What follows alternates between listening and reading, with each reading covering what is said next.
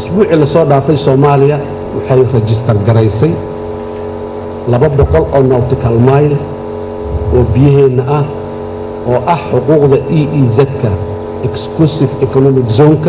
عن حق أولنا الصومالي جمعية قرمها كبحيسة qaybteeda u qaabilsan amuurahaas UNCLOS la yiraahdo oo Soomaaliya 165 dal saxiixay ay xubin ka ahayd ayaan ka register gareeyay horay registration kaasi ma dhameystirneen meelaha qaar koodna ma jirin meelana kama dhameystirneen isagoo dhameystiran oo guddi farsamo yaqaan iyo guddi sharci yaqaan oo Soomaali ah ay ka soo shaqeeyeen iyo khubaro ajnabi ah oo aan kiraysanan lacagta dawladda Soomaaliya lacagta dawladda Soomaaliya ee cashuur bixiyaasha ay bixiyeen lagu kireeyay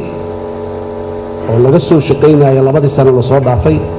waa register gareynay shalay oo bisha 20 ahayday dawladda Soomaaliya waxay gudbisay xuduudaheeda iyo biyaheeda continental shelf-ga 350 nautical mile oo biyaha badda oo aan xaq u leenahay xuduudaheeda iyo calaamaynteeda shalay bisha 20 ayaa ayadana la register gareeyay madaxweynaha dalka Soomaaliya muxuu ka yiri eedeyntii kooxda Monetary Group wixii transactions ama dhaqdhaqaaq muxuu maaliyadeed oo dawladda Soomaaliya ay sameysay oo dhan waa on the record waa qoran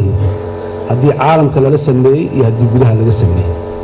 intaasi waxay ahaayeen xaqiijintii dawladda ilaa maanta waxaabihii ay xaqiijisay in ay hufnaan iyo shafaafiyad ay ka muuqato habka loo maareynayo maaliyadda dadku leeyahay dabcan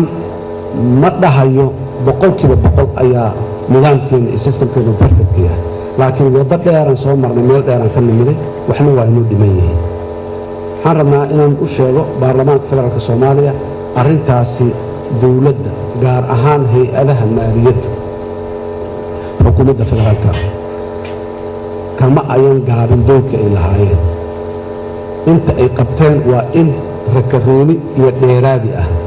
inta u dhimanna waa in qorshe uu ka degsan yahay oo la daba joogo oo la garanayo oo waqtiga in la qabto